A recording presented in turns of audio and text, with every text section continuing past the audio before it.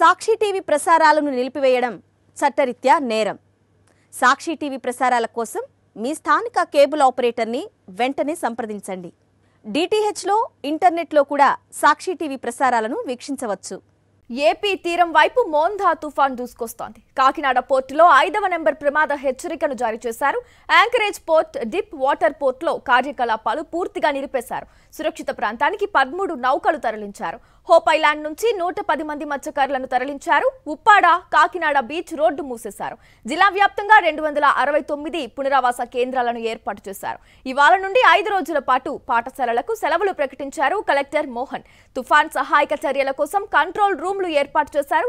తుఫాన్ ప్రత్యేక అధికారిగా కృష్ణ తేజను నియమించారు. తుఫాన్ సహాయక చర్యలపై ఇవాళ కలెక్టర్ మోహన్ సమీక్ష నిర్వహించనున్నారు.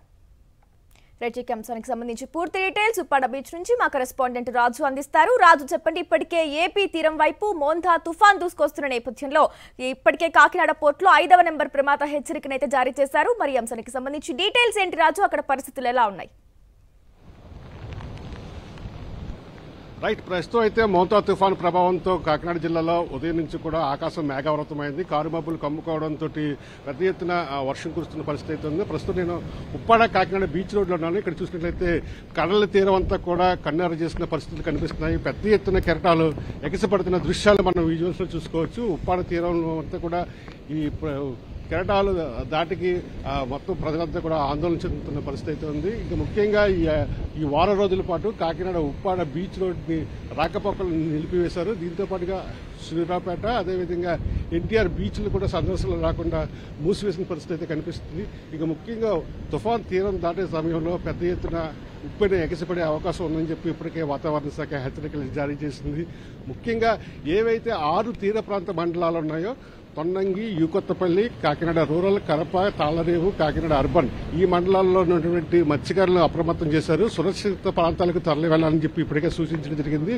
జిల్లా వ్యాప్తంగా చూసినట్లయితే 269 పునరావాస కేంద్రాలను ఏర్పాటు చేశారని చెప్పి అధికారులు చెప్తున్నారు. ఇక కాకినాడ పోర్టులో 5వ ప్రమాద హెచ్చరిక జారీ చేశారు. మరోవైపు కాకినాడ యాంకరేజ్ పోర్టుతో పాటుగా డీప్ వాటర్ పోర్టులో కూడా కార్యకలాపాలన్నీ కూడా స్పందింప చేశారు.